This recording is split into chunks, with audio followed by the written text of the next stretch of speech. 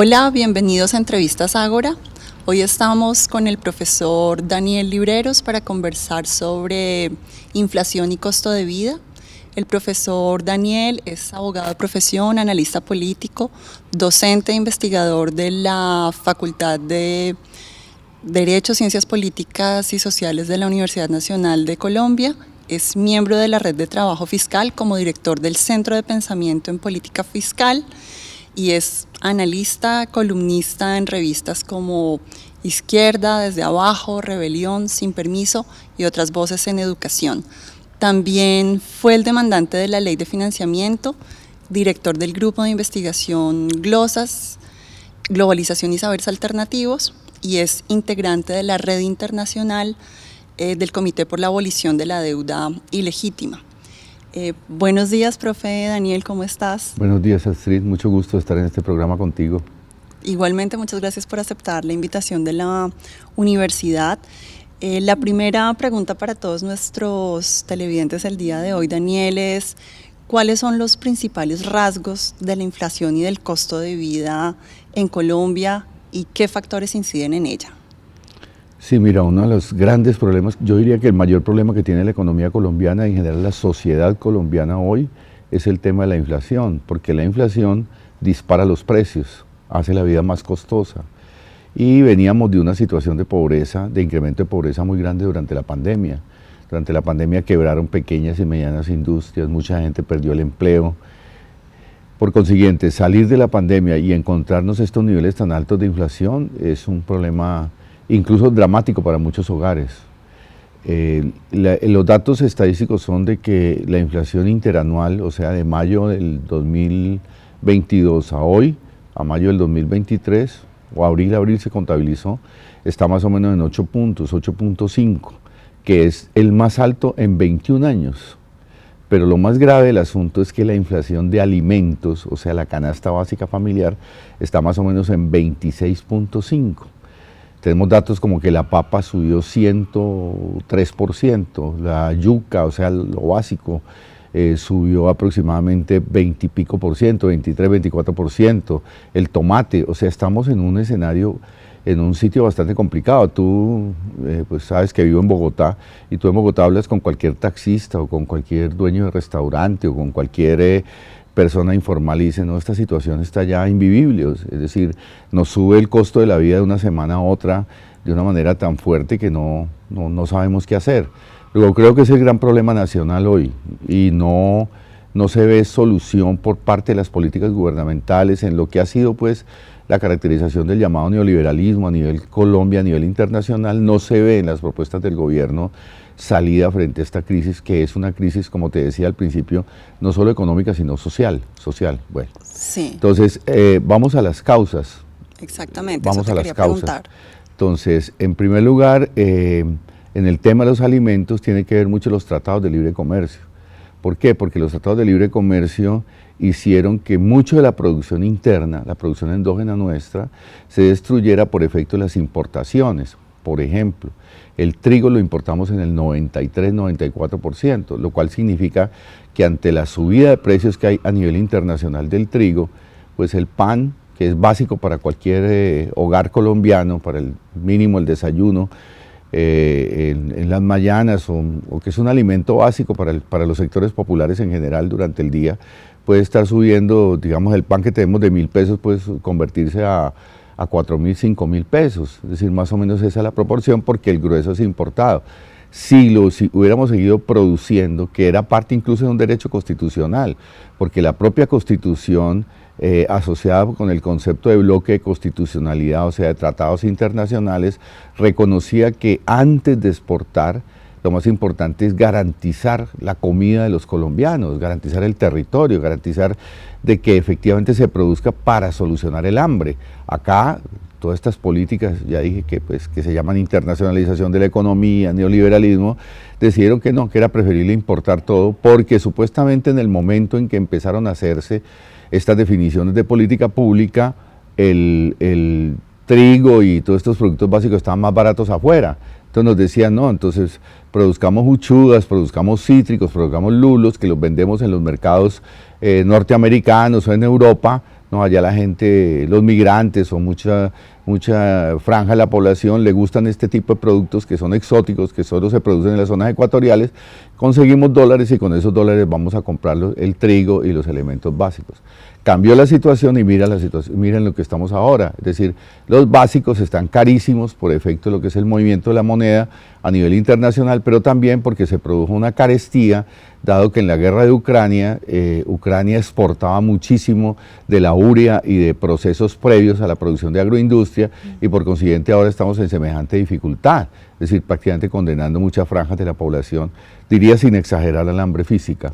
Entonces hay una política de tratados de libre comercio en primer lugar que creo que hay que discutir, creo que cualquier posibilidad de gobierno alternativo, de salidas alternativas, independiente incluso al gobierno que llegue, tiene que discutir este tema, tiene que colocar un debate público a propósito de cómo producir mucho más a nivel endógeno, a nivel interno, pero sobre todo también cómo favorecer el campesino pobre, el campesino medio, que es el que está siendo más afectado por esta situación. ¿Por qué se producen los tratados de libre comercio? Porque nos impone el gran capital, los sistemas largos agroalimentarios que no solo tienen el control de la producción, sino también del comercio. O sea, ellos producen agroindustria a nivel internacional en cadenas de producción donde están invirtiendo en Asia, en países dependientes, y ellos conducen la producción barata, ¿no? En nuestras zonas donde la tierra es barata, donde el trabajo es barato, y luego lo colocan en sus grandes supermercados, en Walmart, en el grupo Casino, ¿no? Ellos tienen la red de producción y distribución, y entonces nos obligan a tener que comprar una comida de afuera, que incluso con los transportes largos, de aviones, de camiones, de todo lo que significa transportar en largo alimentos, termina contaminando el planeta y la misma alimentación nuestra.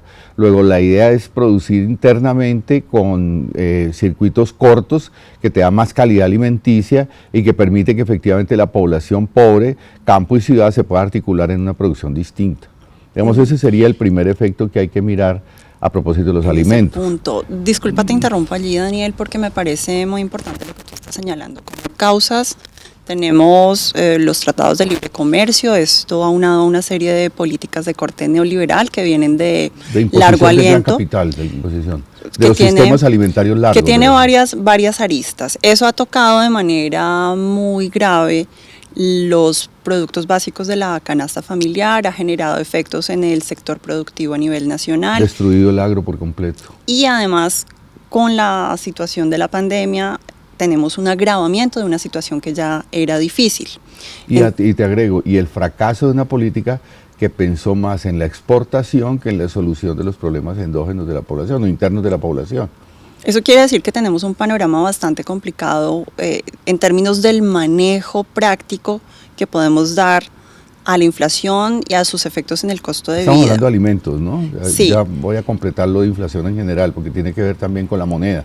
Bueno, entonces, si te parece, pasemos a ese segundo Pero para cerrar grupo. esto que ha resumido bien, habría que agregar que hay un fracaso de la política neoliberal, de la política de importar productos alimenticios de afuera, de intentar resolver eso por la vía de las exportaciones de otros productos, y que hay que girar a una política donde lo primero sea resolver la situación tan, digamos, calamitosa en que está la población y producir internamente, producir grandes cantidades de alimentos, básicamente por sectores populares del campo, digamos, campesino medio y campesino pobre.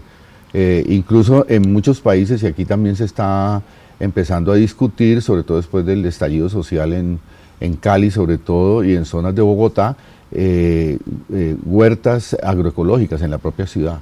O sea, la situación ha llegado a tal nivel que se están repitiendo situaciones como las que se dieron en Argentina en el 2001, donde la gente empieza en los patios de sus casas o en los espacios traseros de las casas a producir alimentos, porque la situación está llegando a ese nivel. Claro, también me estás diciendo, detrás de toda esta lectura que tú tienes, que la situación en términos de seguridad alimentaria se ha agravado producto de estas políticas aplicadas hace ya pues por lo menos 2 décadas. De soberanía alimentaria. Como exactamente, para allá iba. Porque el movimiento campesino alternativo, digamos, el Movimiento Sin Tierra en Brasil y la Coordinadora Vía Campesina a nivel internacional, agitas el tema de soberanía alimentaria. Sí, para allá iba porque me parece muy interesante cómo mencionas tú las experiencias propias desde los grupos sociales de base en las barriadas populares que generan sus propios mecanismos para poder resistir a ese clima de inflación y de aumento del costo de vida. Ahí lo que trataba de notar a propósito del estallido, como el estallido se hizo en Cali, que lo conozco bien, en zonas donde hay mucha hambre, es una ciudad que tiene prácticamente un gueto, un apartheid de afros en las zonas orientales de la ciudad, y eso terminó produciendo discusiones familiares a propósito de huertas agroecológicas. Lo agroecológico tiene otra ventaja también, ahora que estamos en cambio climático, en todo este debate a propósito de lo que has visto cómo está erosionado el planeta. Hoy en Pakistán y en la India tenemos calores de 50 grados, la gente está muriendo, se están derritiendo puentes. O sea que ya estamos llegando a unos niveles, como dice el Grupo Internacional de Naciones Unidas, de insostenibilidad del planeta. Es decir, se dice que en 10, 20 años esto puede ser ya irreversible. Por consiguiente, el cambio climático también debe tenerse en cuenta en la economía. La economía no puede seguir siendo un tema de datos estadísticos y de planos cartesianos, como nos quieren hacer ver también los tecnócratas neoliberales, como si fuera una ciencia positiva que no tuviera nada que ver con la sociedad, porque eso permite también un tipo de dominación. Eso permite una dominación de decir ideológicamente nosotros somos los que sabemos y ustedes, pueblo, no sabe. Es decir, algo así como una expropiación del conocimiento colectivo para definir con planos cartesianos lo que realmente está afectando el bolsillo de la población cuando una ama de casa, cuando un vecino llega a una tienda o llega a un mercado.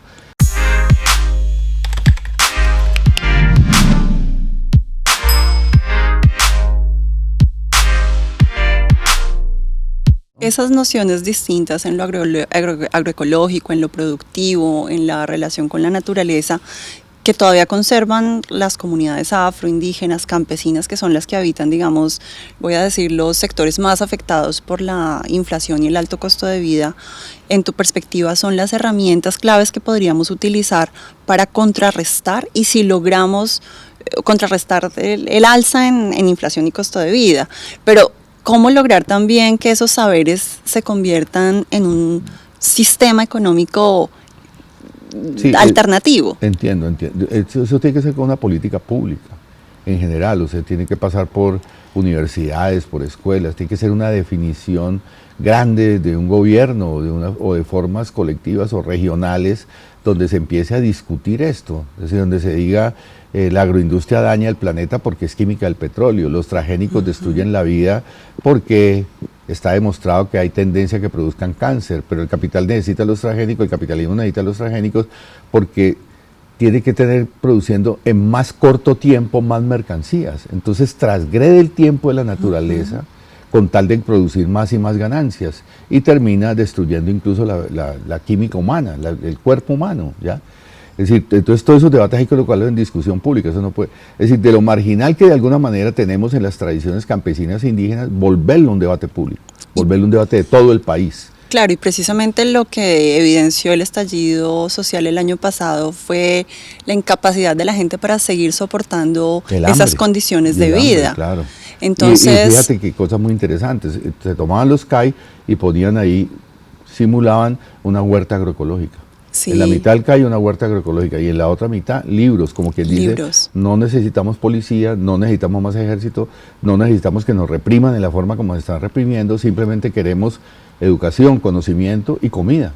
Era prácticamente tratar de resolver los derechos que la Constitución los proclama y demás en una acción colectiva que además fue reprimida de una manera brutal. Sí, cuando tú señalas la necesidad de hacer políticas públicas que permitan afrontar esos grandes retos que tenemos, significa reorganizar fuerzas sociales, políticas y económicas de distintos orígenes. Con la actual composición del Congreso, ¿tú ves alternativas para hacer esa reorganización? No, yo creo que en el Congreso quedaron las fuerzas muy dispares, digamos, quedaron las fuerzas no... Es decir, se podrá ganar gobernabilidad, como se intenta ahora, pues se dice ahora en las discusiones post-Congreso para determinados temas, pero llegar a niveles de estos, de autoorganización colectiva, de soberanía alimentaria y demás, yo creo que es difícil y creo que sigue siendo un reto tratar de construir redes alternativas que empiecen a reivindicar democracia municipal, que empiecen a reivindicar autoorganización y que empiecen a reivindicar contra el hambre y los digamos, la internacionalización está de sistemas alimenticios largos y los tratados de libre comercio que son la expresión de ello, que empiece a definir una política de abajo totalmente distinta. Es decir, creo que todavía necesitamos mucho de redes de abajo. Pero en esa perspectiva lo que significa es que el esquema dominante sigue muy bien puesto, muy bien ubicado y lo dicen ellos mismos, lo dicen, digamos, los tecnócratas. Dice, aquí de alguna manera hay una continuidad independiente de que pueda llegar un gobierno que se proclame de izquierda. Ellos mismos dicen, digamos, porque el asunto no es solo el Congreso, sino el asunto es que hay una institucionalidad, ¿ya? Por ejemplo, en materia de moneda, 6 personas ligadas al capital transnacional en el Banco de la República definen toda la política monetaria. La población está por fuera de cualquier discusión de un tema tan importante como la moneda, que es central en una sociedad como la nuestra, en una sociedad de mercado. Entonces hay una expropiación colectiva de las decisiones más importantes. De ahí la crisis de los partidos, porque se creó una tecnocracia neoliberal, Ministerio de Hacienda, Banco Central y digamos todo lo que es de planeación nacional, que no son más de 100 personas que te están definiendo todo el eje de cuánto vale el dinero, cuánta tasa de interés, cuánto vale la devaluación, pero además qué política social se va a implementar. O sea, hay una expropiación colectiva de los derechos de expresión ciudadana y una apariencia de solución de todos los problemas a través de una tecnocracia que es la que dice tener el saber económico y la que va a resolver los problemas. Entonces, no es solo el Congreso, incluso el Congreso es secundario en términos de la gran decisión, digamos, de un presidencialismo económico y de un monetarismo también transnacional. Entonces, o sea que sería mucho más estratégico en términos de lograr ciertas reformas, el pensar una democratización de las instituciones. Correcto, pero eso pasa por una reforma constitucional inevitablemente o por planteamientos diferentes. Por ejemplo, la posibilidad de que la población pueda tener sus propias expresiones ciudadanas y colectivas que lo lleven a resolver los problemas. Pero Daniel, yo quería, antes de que siguiéramos, tocar el tema de la internacionalización de la inflación. Adelante. Porque si tú ves los datos de inflación hoy, entonces tú dices, en Estados Unidos también el más alto en los últimos 30 años, en Europa el más alto también en 30 y pico de años, es decir, es un fenómeno internacional. Incluso ya se están dando jornadas contra el hambre, que creo que va a ser una tendencia si esta política no se logra revertir. Tú ves en Junín, que es un estado importante en Perú, la gente se está tirando contra las vitrinas de los supermercados. Es decir, no hay un problema, o de las plazas de mercado, no hay un problema local, simplemente es un problema internacional. Y entonces esto tiene que ver con el manejo, sobre todo de la Reserva Federal, del Banco Central norteamericano, porque el dólar sigue siendo la moneda más importante a nivel mundial. Es decir, cuando tú vas a exportar o cuando vas a importar, sobre todo cuando vas a hacer comercio internacional, suponte que aquí se produce café, ese café lo van a vender afuera, lo van a vender al comercio internacional. ¿Con qué le pagan? Con dólares. Pero si el dólar está más caro, pues eso se refleja en la relación dólar-peso. O sea, se transmite lo que está ocurriendo con el dólar, se transmite a la economía interna, ¿ya? Puede parecer muy difícil, los economistas se inventan una cantidad de términos como para decir, sí, lo que decía ahora, no, esto es ciencia, entre comillas, entonces usted no lo va a entender, pero es tan simple como simplemente las transacciones que se puedan hacer en la vida cotidiana. Entonces, como el dólar, ¿qué pasó con el dólar? La Reserva Federal, o sea, el Banco Central, empezó a emitir y a emitir cantidades de dinero cuando la economía estaba paralizada en la pandemia. Desde 1971, con el gobierno Nixon, ellos ganaron una cosa que es supremamente problemática, por eso esta discusión hay que asociarla al tema de la moneda. Ellos ganaron que pueden emitir sin que eso tenga contraprestación en la producción de bienes y servicios. O sea, emiten respaldo gratuitamente, es como si tú tuvieras dinero gratis, ¿ya? Sí. Como si tú no trabajaras pero recibieras de todas maneras dinero. Es una cosa increíble, es una imposición política en el mundo. Entonces ellos emiten y no hay necesidad de que exporten o importen. Es decir, crearon una economía de dinero por fuera de la producción de bienes y servicios. Entonces eso es una creación de capital especulativo y ficticio permanente. Súmale que en la pandemia, bueno, en la crisis del 2008 empezaron a emitir para salvar bancos. Sí. Y ahora eso se volvió todavía más fuerte en la pandemia. Mira este dato, se calcula que el 40% de los dólares que hay en el mundo los emitieron del 19 de marzo del 2020, que fue donde se declaró oficial la pandemia, hasta hoy. Y te estoy hablando no solo del dólar adentro en Estados Unidos, sino el dólar que se emite para todo el mundo, porque si tú eres productor de computadores en China, pues necesitas dólares para poder vender esos computadores, o en India, o en Vietnam, o también necesitas importar las piezas desde Estados Unidos. Entonces todo el circuito del dólar termina siendo necesario para todo el planeta. Como nuestras negociaciones, vuelvo y te digo, se hacen con dólares, pues nosotros también nos afecta directamente el dólar. Como emitieron tanto dinero, pues crearon una masa de dinero gigantesca que no tiene correlato en la producción. Todo eso termina produciendo inflación. Claro. ¿Ya? Y luego, además, viene otro problema, es que los neoliberales se inventaron el cuento, porque eso es parte de su teoría, pero es un cuento, de que si se le presta directamente al Estado es inflacionario. Entonces ellos emiten y lo pasan al sistema financiero, o sea, los bancos. Sí, ¿Y quiénes son sistema los privado. Claro, y los bancos están concentrados. ¿Quiénes son los dueños de esos bancos? Allá en Estados Unidos, BlackRock, PIMCO, los grandes fondos, digamos, de gestión de activos. Pues Sí. BlackRock tiene acorralado a Argentina, entonces se tomaron esa plata con el argumento de que como estábamos en crisis, había que dárselos a cero tasa de interés, o sea, cero riesgos. Entonces tienen esa plata con unos excedentes enormes y eso está produciendo una cantidad de concentración y de centralización todavía más de capitales del mundo. Pero lo que me interesa resaltar es que se fueron a un mercado que es el mercado de los bonos globales, o sea, donde los estados venden títulos de deuda pública. Compraron esos títulos y ahora nos tienen súper endeudados. Y el problema de la deuda es un problema que va a ser dramático para los próximos años en nuestros países. Entonces vas a tener una inflación por efecto de una masa enorme de dinero, una concentración del dinero en pocas manos, que es parte de todo lo que hace el neoliberalismo. Sí. Aquí pasó también durante la pandemia. Durante la pandemia, ¿quién le hicieron los giros del Estado y lo poco que giró, y lo que giró el Banco de la República? A los grandes ricos, es decir, al sistema financiero. ¿Quién terminó controlando la plata de la pandemia? Ardila, Lule, Sarmiento, o sea, los que ya, nosotros tenemos un país donde siete bancos controlan más o menos el 70% de los activos financieros, o sea, sí, todo lo que es banca, lo que son fondos de pensiones, lo que es todo esto. Entonces se quedaron con esa plata, reestructuraron sus carteras, se prestaron en sus mismas empresas y la pequeña y la mediana industria quedó absolutamente liquidada y las familias en la pobreza total y la informalidad mayor. Es decir, ese cuento de girar la plata a los bancos y no al Estado termina produciendo una gran concentración de la riqueza y por otro lado una inflación que sufre básicamente la población. Debe agregarse que los datos, por ejemplo, de Oxfam, es que en plena pandemia los ricos se volvieron más ricos. Precisamente por esto, porque recibían el dinero y compraban y recompraban sus papeles, o sea, sus acciones, y las dispararon artificialmente. Todo eso es lo que estamos pagando ahora como una gran inflación. A mí me gustaría que habláramos un poco de los efectos en el Estado, porque me estás mencionando que somos tocados por las dinámicas monetarias internacionales. Eso hace que se fortalezcan los poderes de los grupos financieros en nuestro país, que además marcan la política. Y finalmente los gobiernos colombianos tienen muy poco margen de maniobra.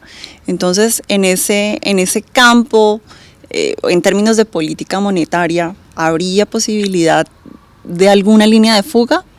¿O realmente estamos amarrados a seguir en esa tendencia pese a lo lesiva que se ha evidenciado respecto a las condiciones de vida de los colombianos y colombianas? Es que ahí hay un problema muy importante, tu pregunta. Ahí hay un problema y es que la institucionalidad creada después de las reformas neoliberales hace que, así tú llegues al gobierno, hay una institucionalidad o un entorno institucional a favor del gran capital, que está básicamente en bancos centrales, o sea, en los bancos que son los que están coordinados a nivel internacional. Por eso cuando Estados Unidos ahora subió la tasa de interés para controlar inflación, el banco de aquí también lo tuvo que subir y el Banco de Brasil también la tuvo que subir, porque ellos están coordinados con una política gravísima, y es que van a subir la tasa de interés para controlar la masa de dinero gigantesca que ellos mismos crearon, pero la gente está en una situación bastante complicada. Entonces vamos a tener inflación y crédito caro. Pero en tu pregunta ellos controlan los bancos centrales, el Ministerio de Hacienda, y pueden colocar un gobierno que aparezca alternativo. Esos son los límites de los gobiernos alternativos. Boric, después de una movilización como la que hubo en Chile, quizá la más grande en muchos años, en muchas décadas en Chile, que además significó autoorganización, significó, sobre todo las mujeres jugaron un papel fundamental, los sectores populares, los mapuches y demás, o sea, una organización. Sí. Ahora llega Boric y lo primero que hace es colocar el que era gerente del Banco Central, elegido por Piñera, de ministro de Hacienda. Eso le da tranquilidad a los mercados, porque el modelo de dominación es ante todo dinero. Sí. Y si tú tienes controlado el dinero, tienes controlado el eje de todo lo que tú llamas decisiones de política pública. Es decir, si tú tienes controlado el Banco Central y el Ministerio de Hacienda, por ejemplo en Colombia eso se llama COMPES y CONFIS, entonces el Ministerio de Hacienda domina los otros ministerios, porque es parte de todo el juego transnacional. Entonces un gobierno alternativo tendría que romper con esa estructura, porque si no queda atado a lo que son los desarrollos institucionales. De ahí los límites de los llamados gobiernos alternativos. Claro, estos gobiernos tienen unos retos enormes en términos de organización, en términos de transformación. Y tendrías que tener movilización popular permanente cuestionando eso. Claro, y sobre todo unas políticas también, diría yo, pedagógicas y de difusión. Exacto. Que permitan que la gente comprenda cómo se entrelazan todos estos aspectos que tú nos has comentado. Pero quisiera ya que fuéramos cerrando esta conversación con algunas pautas positivas que tú puedas ver en esta tendencia, si se identifican dos nichos claves de cambio. Sí, muy importante también lo primero que hay que tener en cuenta es que todo este modelo neoliberal está en una profunda crisis.